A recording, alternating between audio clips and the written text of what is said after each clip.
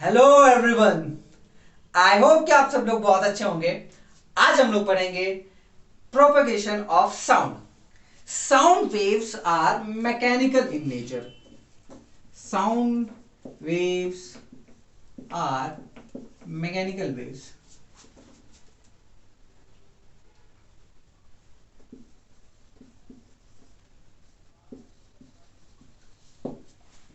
Mechanical क्यों? क्योंकि sound को ट्रैवल करने के लिए एक मीडियम की जरूरत होती है। क्या होता है? एक मीडियम की जरूरत होती है। अब ये जो मीडियम होगा वो क्या होगा? सॉलिड होगा, लिक्विड होगा या फिर गैस होगा, है ना। गैस में हमारा एयर नॉर्मली। फिर उसके बाद में आइए हम लोग बात करते हैं वेव की। आखिर वेव होता क्या है? वेव क्या है? एक डिस्टरबेंस जिसकी वजह से जो भी मीडियम है ना, उसके जो पार्टिकल्स है वो टू एंड फ्रो मोशन करने लगते हैं, यानी कि अपनी ही मीन पोजीशन पे वो लोग टू एंड फ्रो मोशन करने लगते हैं। एक तरह से कह सकते हो ऑसिलेटरी मोशन में वो लोग आ जाते हैं। अब ये जो पार्टिकल है, अब भाई इसको हमने एनर्जी दी मान लेते हैं, तो वो क्या करेगा? मूव करेगा, है ना, अपनी जगह से मूव करेगा। किधर को मूव करेगा? या तो इधर भी जा सकता है, इधर भी जा सकता है, ठीक। जिधर भी जाए वापस यहीं पे आएगा, चाहे जहां चला जाए, है ना, वापस यहीं पे आएगा। हो सकता है यही पार्टिकल ऊपर जाए, नीचे जाए। तो ये दो तरीके के मोशन हो सकते हैं।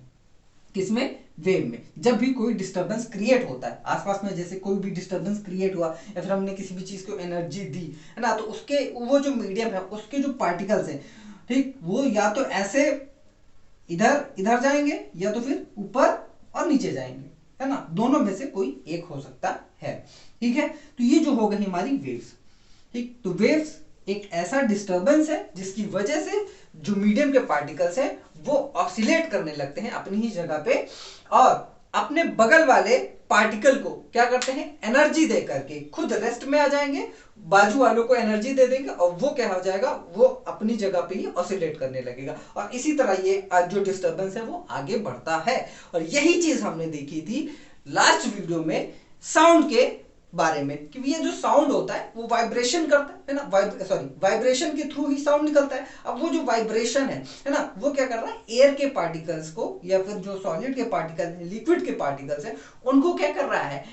डिस्टर्ब कर रहा है। और वो जो डिस्टर्बेंस है उसकी वजह से वो जो पार्टिकल्स है वो क्या है? टू एंड फ्रो मोशन कर रहे हैं, और टू एंड फ्रो मोशन करके वो जो डिस्टर्बेंस है वो आगे बढ़ रहा है ना। खुद पार्टिकल आगे नहीं बढ़ रहा है। यहाँ पे क्या है?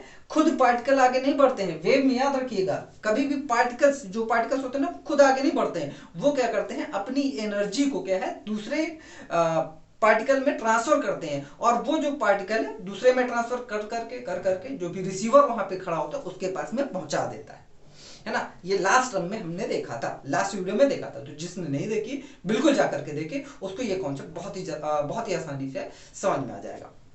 तो ये हो गई हमारी वेव्स। अब जो वेव्स हैं, ये वेव्स में जो मैकेनिकल वेव आती हैं वो भी दो तरीके की आती हैं। कौन कौन सी आती है? ट्रांसवर्स वेव्स और लॉन्गिट्यूडिनल।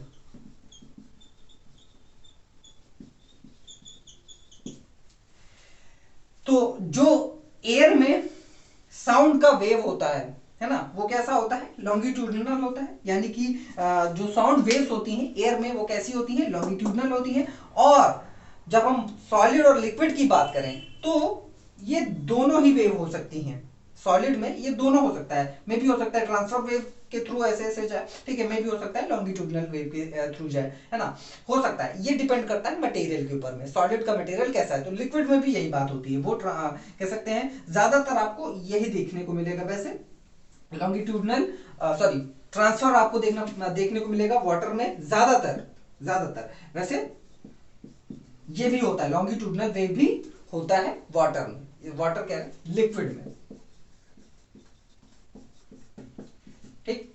देखो वाटर इसलिए क्योंकि हमारे आसपास में ज्यादातर वाटर ही है, इसीलिए वाटर। और हमारे आसपास में क्या है? ज्यादातर एयर है, एयर है तो इसका मतलब है कि वहां पे लॉन्गिट्यूडनल वेव्स ही जाएंगी, ठीक है। यानी कि गैस, तो गैस में क्या है, ज्यादातर जो साउंड वेव्स है वो कैसे ट्रेवल करेंगी, किस फॉर्म में, वो लॉन्गिट्यूडनल वेव्स में ट्रेवल करेंगी, ठीक। अब हम देखते हैं प्रोपगेशन ऑफ साउंड। अब हम बात करते हैं एयर की, ठीक है। तो एयर में जो साउंड का जो प्रोपगेशन होता है, आगे जो बढ़ता है, कैसे बढ़ता है, आइए हम लोग देखते हैं। और यही चीज हमारा कह सकते हैं लॉन्गिट्यूडनल वेव भी कहलाया जाएगा। देखिए आइए कैसे।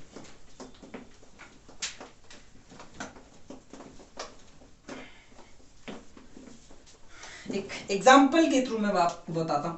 देखो मान लेते हैं कि यहां पे आपने क्या किया, एक जो लोहे वाली स्केल नहीं आती है, आप क्या करिए उसको कुछ ऐसे फंसा दीजिए कहीं पे, बहुत ही अच्छे तरीके से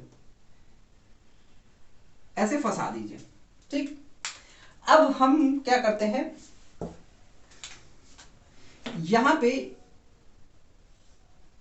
एयर के पार्टिकल्स मान लेते हैं, ये सब क्या है, एयर की लेयर्स हैं, है ना, या फिर पार्टिकल्स भी कह सकते हो, कोई इशू नहीं है। ये पोजीशन ए है, ठीक है। अब हमने क्या किया, देखो थोड़ा ध्यान से देखना, ये हमारा लॉन्गिट्यूडनल वेव्स हैं, ये लॉन्गिट्यूडनल वेव्स भी आपको यहीं पे समझ में आएंगी।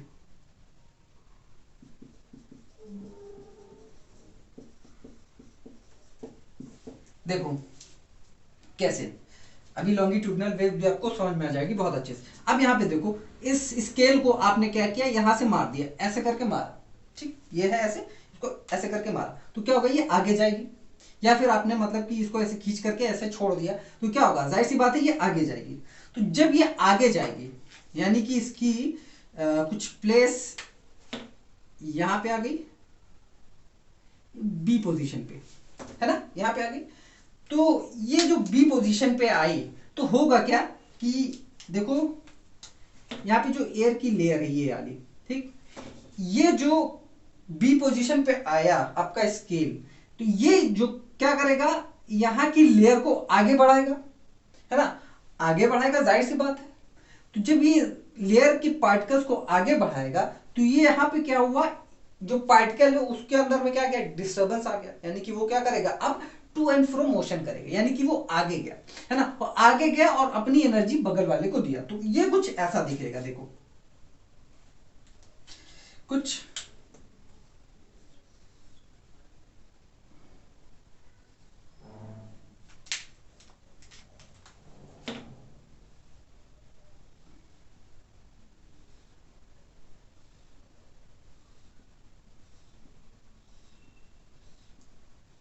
ऐसा दिखेगा। देखो यहां पे पार्टिकल्स क्या आ गए, पास पास में आ गए, क्लोज आ गए, और क्या कर रहे हैं, अब ये एनर्जी जो है ट्रांसफर कर रहे हैं, क्या कर रहे हैं, एनर्जी ट्रांसफर कर रहे हैं अपने आगे वाले को, ठीक। अब जैसे ये वापस आता है, भाई जैसे हमने उसको आगे भेजा था, ठीक है, ऐसे मार दिया था तो वो आगे गया था, या फिर हमने छोड़ ऐसे पीछे ला करके उसको छोड़ा, तो जब वो आगे गया तो अब जाहिर सी बात है वो पीछे आएगा, क्यों भाई, यहां पे जाहिर सी बात है ये वापस अपनी पोजीशन पे आएगा, ये ए वापस अपनी ए पोजीशन पे आ जाएगा, ठीक। जब ये वापस आएगा अपनी पोजीशन पे, तो यहां पे सारी ये जो एनर्जी है ये तो तब उस टाइम में क्या हो जाएगी, आगे बढ़ जाएगी, और यहां पे जो चीजें हैं ऐसे फिर से नॉर्मल हो जाएंगी, ऐसे।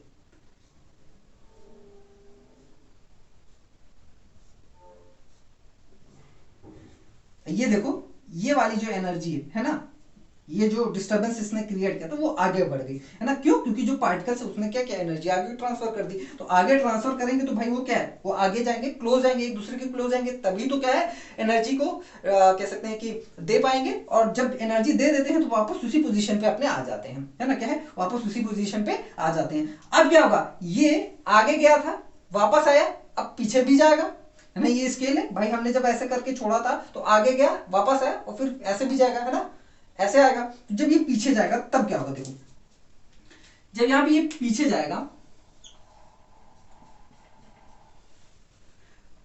कुछ ऐसे हो जाएगा, यहां पे इसकी ओरिजिनल पोजीशन थी ए पे, अब ये सी पे आ गया मान लेते हैं, ठीक। जब ये सी पे आएगा तो ये जो पार्टिकल्स हैं यहां पे लो प्रेशर जनरेट होगा, क्योंकि ये जो है ये पीछे आ रहा है, ऐसे पीछे आ रहा है, तो पीछे आ रहा है तो भाई फोर्स पूरे जो पार्टिकल्स है उनको भी ऐसे खींचेगा अपनी तरफ, है ना। तो ये जो पार्टिकल्स है वो क्या हो जाएंगे, थोड़े से खींचे हुए नजर आएंगे, कुछ ऐसे।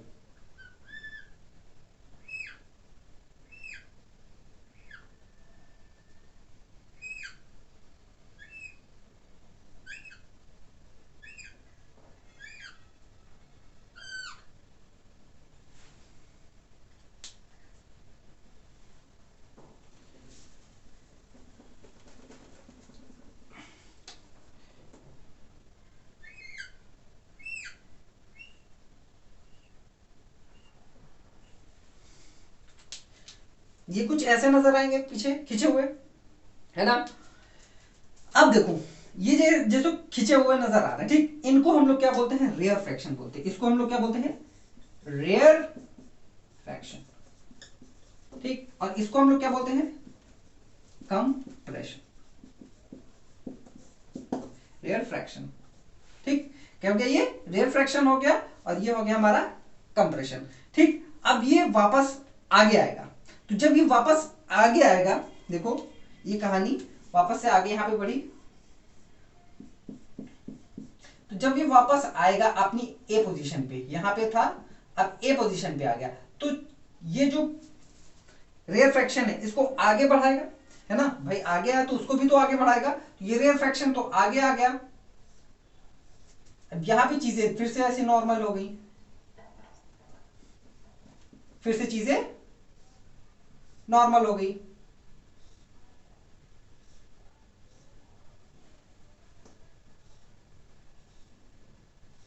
ये हमारा कंप्रेशन, ये हमारा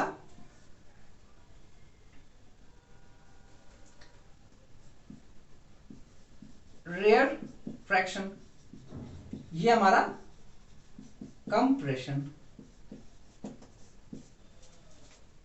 ठीक। और फिर जब ये वापस आगे जाएगी तो ये क्या होगा, है ना, ये जो स्केल है वो जब आगे जाएगी तो क्या होगा, इनको क्या मिलेगा, कंप्रेशन मिलेगा, क्योंकि भाई ये आगे गया तो इसको धक्का देगा, तो ये सब लोग पास में आ जाएंगे, है ना। और जब ये वापस पीछे आएगा तो ये क्या होगा, एक दूसरे को ऐसे कह देंगे भैया बहुत क्या है, हमारे पास में बहुत जगह मिल गई, यानी कि यहाँ पे एक लो प्रेशर जनरेट हो जाता है। तो जब भी रेयर फ्रैक्शन होगा वहां पे लो प्रेशर हो जाएगा, और जब भी कंप्रेशन होगा वहां पे हाई प्रेशर हो जाएगा, है ना, यानी कि यहाँ पे पास पास में आ जाएंगे तो हाई प्रेशर होगा भाई। अब जब वो पीछे जाएगा, ये पीछे जाएगा, तो वहां पे लो प्रेशर जनरेट हो जाएगा, लो प्रेशर जनरेट हो जाएगा तो जो एयर के पार्टिकल्स है वो दूर दूर हो जाएंगे, है ना, दूर दूर, यानी कि वो जो स्पेस है उसको भरने की कोशिश करेंगे। तो ये रेयर फ्रैक्शन और कंप्रेशन ये ऐसे चलता रहता है और आगे चीजें बढ़ती रहती हैं, ठीक है। ये जो चीजें हैं ये आगे बढ़ती रहती हैं, बढ़ती रहती है। कंप्रेशन आगे बढ़ा, फिर रेयर फ्रैक्शन आगे बढ़ा, कंप्रेशन बढ़ता गया, रेयर फ्रैक्शन भी बढ़ता गया, ठीक। तो ये क्या होता है, रेयर फ्रैक्शन होता है, कंप्रेशन होता है। और ये जो होती है हमारी वेव होती है वो कैसी होती है, वो क्या होती है, इनको हम लोग क्या बोलते हैं, लॉन्गिट्यूडनल वेव्स बोलते हैं। क्या बोलते हैं, लॉन्गिट्यूडनल वेव्स बोलते हैं। और हमारे जो साउंड में है ना, जो हमारे साउंड है, जो एयर उसमें ऐसे ही ट्रेवल करता है आगे, जो साउंड वेव है एयर में ऐसे ही ट्रेवल करता है। क्या करता है, जब वाइब्रेशन होगा, तो वाइब्रेशन जब फॉरवर्ड होता है तो वहां पे क्या होगा, फॉरवर्ड में क्या करेगा, ये कंप्रेशन जनरेट करेगा। ये फर्स्ट वाले केस में देखो, ये क्या है, जैसे ही वाइब्रेशन आगे हुआ तो ये क्या हुआ, कंप्रेशन जनरेट हुआ, और ये जो पार्टिकल से अपनी एनर्जी आगे बढ़ा दी, यानी कि कंप्रेशन आगे बढ़ता गया। फिर जब वाइब्रेशन पीछे जाएगा, है ना, बैकवर्ड जाएगा, तो ये यहाँ पे क्या है, एक लो प्रेशर जनरेट हो जाएगा। तो लो प्रेशर के जनरेट होने के कारण रेयर फ्रैक्शन होगा, है ना, क्या होगा, रेयर फ्रैक्शन होगा, जिसकी वजह से ये जो पार्टिकल्स हैं, है ना, थोड़ा सा दूर दूर हो जाएंगे। फिर ये सिलसिला आगे बढ़ता रहता है। अब भाई वाइब्रेशन एक थोड़ा सा तो होता नहीं, एक बार तो होता नहीं, बहुत बार होता है, बहुत तेजी से होता है ना, बहुत ज्यादा फ्रीक्वेंट भी होता है। तो जितना ज्यादा तेज होगा और जितना ज्यादा कह सकते हैं कि क्या नाम है, जो वॉल्यूम होगी, जो स्पीकर होगा, सॉरी, जो वाइब्रेटिंग ऑब्जेक्ट होगा, जितना ज्यादा तेज होगा ये चीजें उतना ही ज्यादा होंगी, रेयर फ्रैक्शन और कंप्रेशन भी उतना ही ज्यादा होगी, और ये आगे ऐसे बढ़ता जाता है। और जो वेव है, ठीक है, यानी कि जो डिस्टर्बेंस है वो क्या है, ऐसे ही करके आगे बढ़ता है रिसीवर तक, क्या है, रिसीवर तक ये आगे बढ़ता है। तो ये जो इस टाइप का जो रेयर फ्रैक्शन और कंप्रेशन होता है किसी भी वेव के अंदर में, तो वो कैसी होती हैं, उनको हम लोग क्या बोलते हैं, उनको हम लोग बोलते हैं लॉन्गिट्यूडिनल वेव्स बोलते हैं। क्या बोलते हैं? लॉन्गिट्यूडिनल वेव्स बोलते हैं। ये क्लियर हुआ। अब हम लोग बात करते हैं ट्रांसवर्स वेव की बात करते हैं। क्या है? ट्रांसवर्स की बात करते हैं। और एग्जैक्टली देखो यहाँ पे साउंड में भी एग्जैक्टली यही चीज होता है, जब वो साउंड जो है एयर में हो, ठीक है, जो साउंड हो, साउंड की वेव हो वो एयर में हो, तब ये वेव का फॉर्मेशन ऐसा ही होता है। अब हम लोग बात करते हैं ट्रांसवर्स वेव। अगर साउंड को हम किसी भी साउंड वेव को अगर हम किसी भी सॉलिड के थ्रू या फिर लिक्विड के थ्रू मूव कराते हैं तो उसमें सबसे पहली बात तो लॉन्गिट्यूडनल वेव भी हो सकती है और साथ ही साथ में हमारे ट्रांसवर्स वेव भी हो सकते हैं। तो लॉन्गिट्यूडनल तो हम लोग पढ़ चुके हैं, अब हम लोग पढ़ेंगे ट्रांसवर्स वेव के बारे में। तो ट्रांसवर्स वेव में होता क्या है कि मान लेते हैं कि एक तालाब है, ठीक है, अब बड़ा सा एकदम ऐसे तालाब है, ठीक। अब हमने क्या किया, यहाँ पे एक पत्थर फेंक दिया, ये यहाँ पे एक पत्थर फेंक दिया।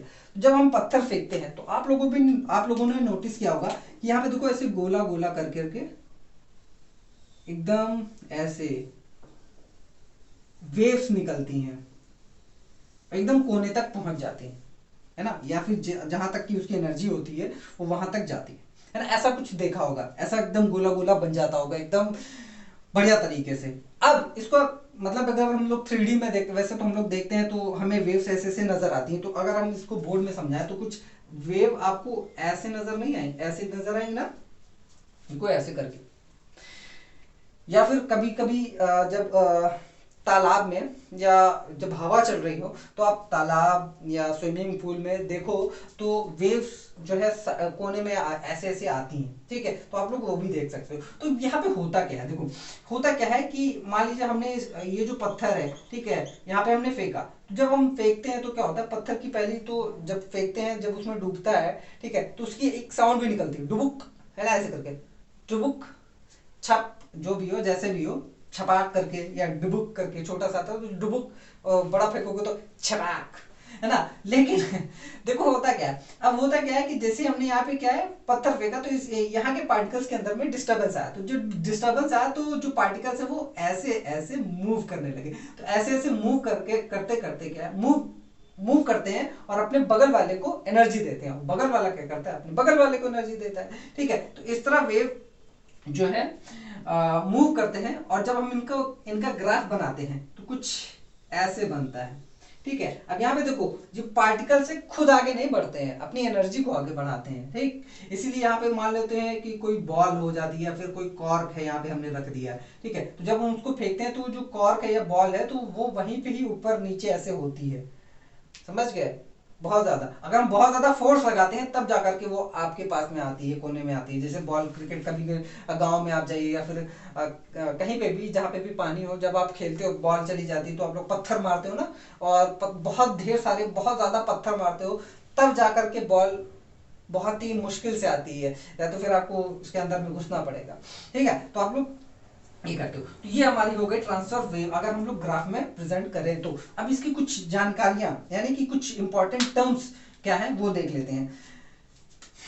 देखो ये जो यहां से लेके यहां तक गई है वेव ऊपर, ठीक है, इसको हम लोग बोलते हैं मैक्सिमम डिस्प्लेसमेंट। क्या है ये? मैक्सिमम डिस्प्लेसमेंट या फिर एम्पलीट्यूड बोलते हैं। क्या है?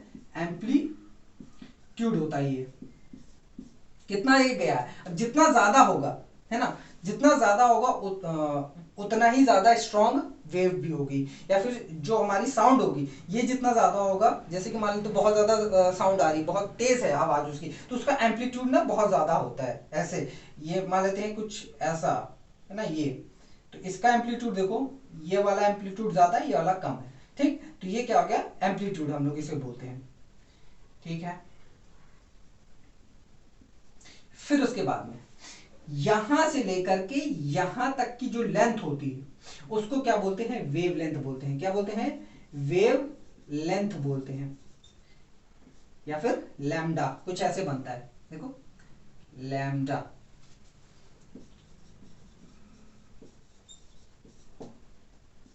ये हो गया लैम्डा, ठीक। ये हो गया हमारा वेव लेंथ। इसका जो होता है मीटर, मतलब यूनिट क्या होती है, मीटर में होती है। एम्पलीट्यूड है हमारा। फिर उसके बाद में क्या है, यहां से लेकर के यहां तक क्या है, इसको हम लोग बोलते हैं एक ऑसिलेशन। देखो भाई, यहां गया, ये देखो यहां से निकला, यहां पे आया, ठीक, तो ये तो आधा ही हुआ। ये वापस देखो भाई, ये है पार्टिकल, ये गया ऊपर, है ना, यानी कि ये गया ऊपर, ठीक। फिर उसके बाद में क्या हुआ, अब ये नीचे आ रहा है, ये, ठीक, ये आया नीचे, अब एकदम नीचे गया, ठीक, और फिर वापस जब यहां पे पहुंच जाता है तो इसको हम बोलते हैं एक ऑसिलेशन, एक कंप्लीट ऑसिलेशन, ठीक।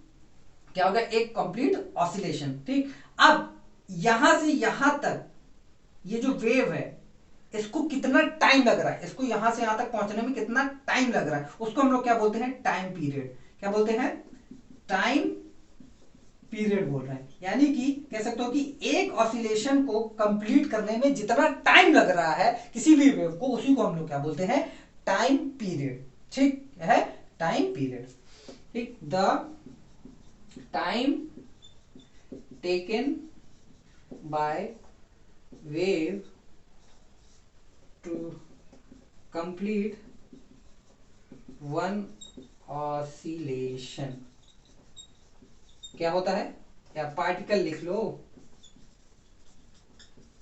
क्या हो गया, to complete one oscillation is called time period. अब वो कुछ भी हो सकता है ना, जैसे कि हमारा जो सेकेंड पेंडुलम होता है उसका टाइम पीरियड 2 होता है, यानी कि उसको एक ऑसिलेशन कंप्लीट करने में 2 सेकेंड लगते हैं, ठीक हो गया ये बात। अब एक यूनिट टाइम में या फिर एक सेकेंड में कितने ऑसिलेशन हो रहे हैं, उसको हम लोग क्या बोलते हैं, फ्रीक्वेंसी बोलते हैं। तो फ्रीक्वेंसी क्या है हमारी, number of oscillations in 1 second और unit time is called frequency. इसको हम लोग म्यू से डिनोट करते हैं, क्या है, न्यू, ऐसे कुछ होता है ना, ये हो गया न्यू। और हम लोग ऐसे भी डिनोट करते हैं फ्रीक्वेंसी से, कोई वाली दिक्कत वाली बात नहीं है, ठीक। और फ्रीक्वेंसी का जो फॉर्मूला होता है, ये कह सकते हो कि रेसिप्रोकल ऑफ टाइम भी होता है, ठीक है। क्या है, reciprocal of time, frequency is just reciprocal of time, ये भी हम कह सकते हैं, कोई दिक्कत वाली बात नहीं है। तो अगर हमें वेवलेंथ की वेलोसिटी, जो वेव है उसकी वेलोसिटी अगर हमें कैलकुलेट करनी है तो हम कैसे करेंगे, उसका फॉर्मूला क्या है, तो velocity is equals to wavelength into frequency, ठीक, यानी कि लैम्डा इंटू म्यू, ये हो गया हमारा v, ठीक, लैम्डा इंटू म्यू, या फिर हम इसको n भी ले सकते हैं, कोई दिक्कत वाली बात नहीं है, या फिर हम इसको f भी लिख सकते हैं, कोई दिक्कत वाली बात नहीं है। बस हमें यहाँ पे बता देना है कि भैया ये चीज क्या है, ये चीज क्या है, ये चीज क्या है, यानी ये इसका हम जैसे कि ये है हमारा वेवलेंथ, ऐसे लिखिए वेवलेंथ, ठीक है, इसको लिखिए फ्रीक्वेंसी। जो भी आप यहाँ पे जो भी आप नोटेशन लेते हैं, जो भी आप वेरिएबल लेते हो यहाँ पे, है ना, न्यूमेरिकल वेरिएबल जो भी लेते हो, उसको आप डिनोट कर दीजिए कि भैया ये चीज इसको डिनोट कर रहा है, फ्रीक्वेंसी कह रहा है, ठीक। तो ये हो गया हमारी वेलोसिटी, और v को हम लोग लिख देते हैं वेलोसिटी, ठीक है। तो v equals to lambda into 1/t भी लिख सकते हैं, यानी कि v equals to lambda by t, ये भी आ सकता है, ठीक। मेन फॉर्मूला वैसे तो आपका यही बन जाता है, ठीक है, वेलोसिटी निकालने के लिए, लेकिन आप ये भी कर सकते हो जरूरत पड़ने पर, ठीक, कुछ भी किया जा सकता है, बिल्कुल, ठीक है। तो ये हमारी क्या हो गई, वेव हो गई, कौन सी वेव हो गई, ये है हमारी ट्रांसवर्स वेव, जो कि आपको सॉलिड और लिक्विड में देखने को मिलती है। एयर में ट्रांसवर्स वेव नहीं होती है, कौन सी वेव्स होती हैं, लॉन्गिट्यूडनल वेव्स ही होती हैं। तो ये कुछ बेसिक चीजें थी, बेसिक बातें जो कि एक वेव से एसोसिएटेड होती हैं। तो ये सारी चीजें अगर आप नोट करना चाहें तो बिल्कुल आप लोग नोट कर लीजिए कि टाइम पीरियड क्या होता है, एम्पलीट्यूड क्या होता है, एम्पलीट्यूड यानी कि मैक्सिमम डिस्प्लेसमेंट, वेवलेंथ यानी कि एक ऑसिलेशन की जो लेंथ है ना, वो क्या हो गई, हमारी वेवलेंथ हो गई। फिर उसके बाद में हमारा जो टाइम फ्रीक्वेंसी है वो क्या होता है कि एक सेकंड में कितने ऑसिलेशन हो रहे हैं उसी को हम लोग क्या बोलते हैं, फ्रीक्वेंसी हो रही। अब भाई एक सेकंड में ये जो पार्टिकल है कितनी बार वाइब्रेट कर रहा है उसी को हम लोग क्या बोल सकते हैं, फ्रीक्वेंसी बोल रहे हैं। ठीक, कोई दिक्कत वाली बात नहीं। तो ये हो गए हमारी लॉन्गिट्यूडनल वेव। तो साउंड क्या है, साउंड हमारा एयर में कैसा है, ट्रांसफर है और ट्रांसवर्स है, और सॉलिड और लिक्विड में हमारा क्या है, लॉन्गिट्यूडनल भी हो सकता है और ट्रांसवर्स भी हो सकता है, डिपेंड करता है कि मटेरियल कैसा होगा, है ना। और वेलोसिटी, साउंड वेव की वेलोसिटी हम लोग लास्ट टर्म में ही पढ़ चुके हैं, तो इसका भी कोई वो नहीं है। तो अगर आपका कोई सवाल है, कोई क्वेश्चन है, तो बिल्कुल आप लोग कमेंट बॉक्स में पूछ सकते हैं। यहाँ पे हमारा वीडियो एंड होता है। आज के लिए बस इतना ही, बहुत हो गया, बेसिक चीजें थी जो कि आप लोगों को जानने बहुत ज्यादा जरूरी है। और नेक्स्ट टर्म में, है ना, नेक्स्ट टर्म में हम लोग आगे बढ़ेंगे। ठीक, तो आप लोग इसको अच्छे से पढ़िए, अच्छे से लिखिए। मैं तो यही कहूंगा कि अगर आप लोग इसको लिख लेंगे, इस पे आप लोग क्वेश्चन करेंगे, तो ये आप लोगों को और ज्यादा क्लियरिटी मिलेगी, है ना। देखो यार, एक सेल्फ क्लियरिटी भी होती है, आप सेल्फ स्टडी भी पढ़िए, मतलब सेल्फ स्टडी करिए, ये जरूरी है। हम चाहे जितना बता दें, हम चाहे हम क्या, चाहे भगवान भी आकर के आपको बता दें, समझा दें, गाइड कर दें, ठीक, लेकिन करना तो आपको ही है। जब तक आप नहीं करोगे तब तक आपको समझ में नहीं आएगा, चाहे जो आके आपको समझा दे, चाहे जो भी, जब तक आप खुद नहीं करोगे। भाई आपको अगर स्विमिंग सीखनी है, ठीक, कोई भी हो, लड़का हो लड़की हो कोई भी हो, अगर आप उसको स्विमिंग सीखनी है तो देख करके स्विमिंग नहीं सीख सकता कि भैया हाँ टीवी में देख रहे हैं या फिर कुछ लोग जो है कूद रहे हैं, वो हाथ पर ऐसे ऐसे चला रहे हैं और हमने सीख ली स्विमिंग, ये हो गई स्विमिंग। या साइकिल चलाते हुए किसी को देख लिया हमने तो हमें भी क्या, हमने भी सीख ली साइकिल, नहीं। जब तक आप उसको चलाओगे नहीं, उस साइकिल को चलाओगे नहीं, जब तक आप तालाब में सॉरी स्विमिंग पूल में उतरोगे नहीं। अब गांव वालों, जितने भी गांव वाले हैं भाई, उनके लिए तो तालाब ही स्विमिंग पूल है और सबसे बेस्ट स्विमिंग पूल वही है, ठीक है। तो जब तक वो उसमें उतरेंगे नहीं तब तक स्विमिंग नहीं सीख सकते हैं। तो जब तक आप खुद से कुछ नहीं करोगे, खुद से पढ़ाई नहीं करोगे, खुद से बैठ करके के सॉल्व नहीं करोगे, खुद से बैठ करके ये सारी चीजों को रिवाइज नहीं करोगे, तब तक आपके दिमाग में घुसने वाली चीजें नहीं है। अगर आ भी जाती हैं, घुस भी जाती हैं, ठीक है, ठीक, अच्छे से समझ में आ भी जाता है, लेकिन अगर आपको बहुत लंबे समय तक उसको रिटेन करना है तो आपको सेल्फ स्टडी तो करना ही करना पड़ेगा। उससे सेल्फ कॉन्फिडेंस भी बढ़ता है, क्लियर। तो अगर कोई क्वेश्चन है, कोई डाउट है, तो कमेंट बॉक्स का यूज करिए। नोट्स के लिए मैंने डिस्क्रिप्शन बॉक्स में लिंक दे रखी है टेलीग्राम चैनल की, वहां पे आप आ करके हमसे क्वेश्चन भी पूछ सकते हैं डायरेक्टली। साथ ही साथ में अगर कोई वीडियो की रिक्वेस्ट है तो आप हमसे वहां पे भी रिक्वेस्ट डाल सकते हैं, हम उस पर भी काम करेंगे। तो अगर कोई दिक्कत होती है पर्सनल, मतलब आपका कोई सवाल होता है पढ़ाई से रिलेटेड, तो आप वहां भी पूछ सकते हैं, कोई दिक्कत वाली बात नहीं है। We are happy to help you. बाकी मन लगा करके पढ़िए, वीडियोस अच्छे से देखिए, 1 बाय 1 करके देखिए, तभी आप लोगों को चीजें समझ में आएंगी, यानी सीक्वेंस वाइज देखिए, ठीक है, पार्ट 1 पार्ट 2 पार्ट 3 ऐसे करके, ठीक है। तो मन लगा करके पढ़िए। हम लोग मिलते हैं नेक्स्ट वीडियो में, तब तक के लिए बाय बाय, टेक केयर।